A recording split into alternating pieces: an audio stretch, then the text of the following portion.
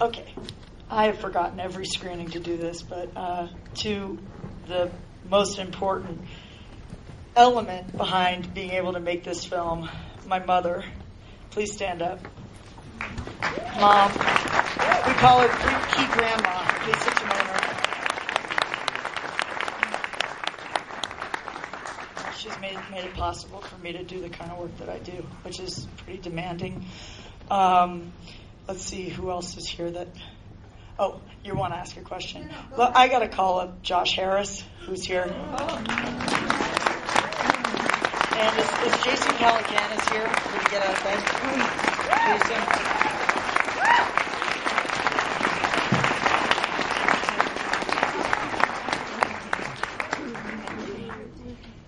Okay, I guess Jason didn't make it out of bed. If he comes walking in, send him up here. Well,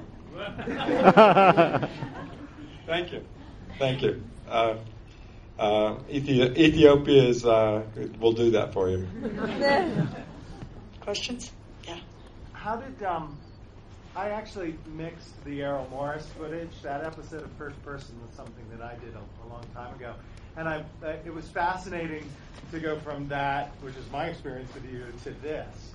How did that affect making the film? At which point did you start seeing that, and at which point did that come into the footage that you used?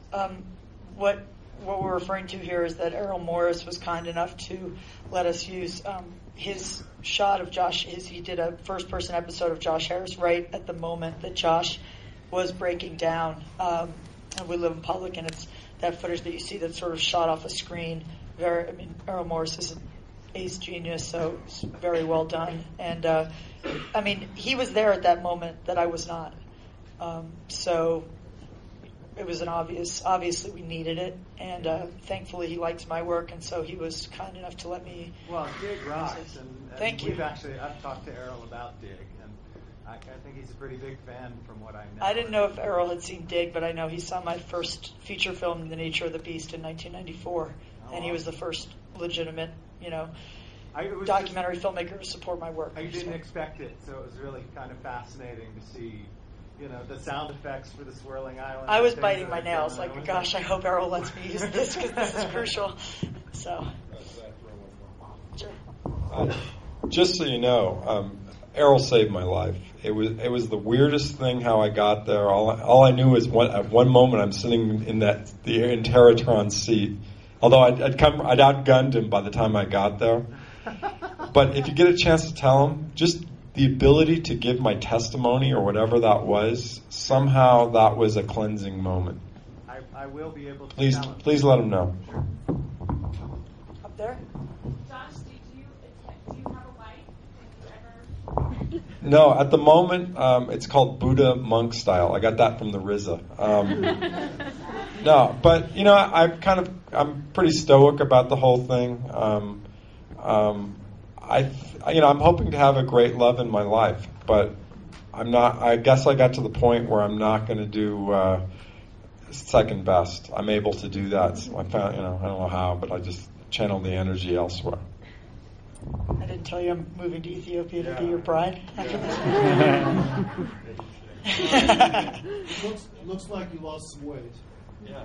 Are you completely off image making now? Off electronic observation?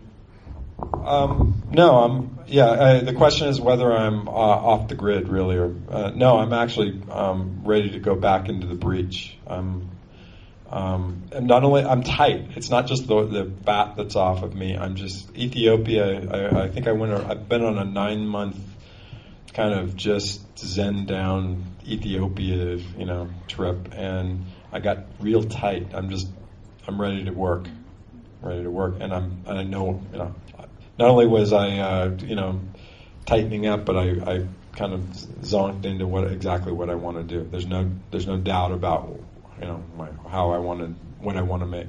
What can you tell us what that is?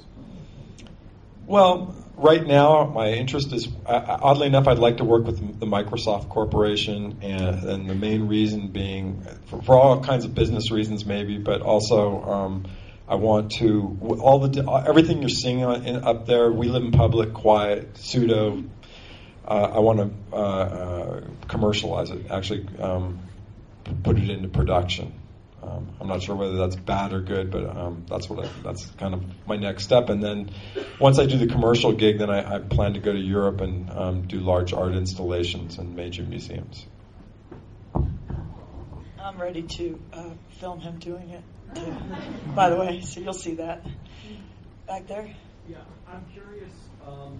You obviously this footage has been created over so many years, and I'm kind of curious. Was there like a genesis point in your head when you said, or maybe the two of you together said, we want to document this, and then how that whole process worked, and then when you decided to pull the trigger and finish it? Yeah, this was entirely the filmmakers doing. Once she kind of locked and loaded on round 2, she just sort of appeared, like an apparition. I have a different story to tell on that, but he called me to document cultural history in 1999. I had worked at Pseudo a bit to pick up some extra cash. I was making Dig at the time. I was making a film about David LaChapelle I have yet to complete. And then a friend of mine, a mutual friend of ours, said, you should check out Pseudo.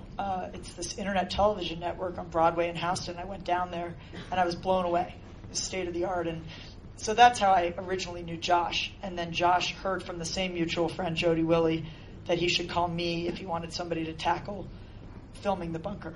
And he wouldn't actually describe to me what that was. He just called and said, do you want to document cultural history? And I said, what do you have in mind? And he said, come find out. So I did. And then we actually made an edit of that, which we leaned on for this cut. It helped us to finish the film as fast as we did, given the amount of footage. We didn't complete the film then. The .com crashed, and for various reasons, in 2001, we stopped. In 2004, Dig won Sundance. I was in the New York Times. Josh wrote me and asked me if I wanted to come back and finish the film. I said no. I didn't feel the film yet. I didn't know what the film was about. I did take him up on his invitation to come see him on the apple farm, and I did continue documenting him. I always felt that Josh was a very obviously unique character and somebody whose work affected many other people. And I was like you, hopefully watching this, waiting to see what would happen. In 2006, my friends started posting their lives online, minute by minute, detail by detail. I was like, what is this? I'm driving down the freeway. Posted 20 minutes ago. I was like, who cares? So it's kind of like, I was like, wait a sec. And then I started putting all the puzzle pieces together, which Josh loves. I think part of his amusement in life is watching artists around him put pieces together, right? Yeah, I kept saying, Josh, what did you mean by this? It's all in under my head, or something like that. I'd be like, oh, God. So I realized quickly that it was my job to articulate Josh's vision and that what I had been filming was actually a metaphor for our lives online, and that this film had to happen now where the virtual world is sort of starting to take over and we can all see the smoke on the horizon. And how fast Josh's vision has come true is what blows my mind, that this is only a decade, but it feels like we're looking back at ancient history. I mean, if I cut your internet off, or if it was cut off for a month, what would happen to you now? What 10 years ago you didn't need it. Right there.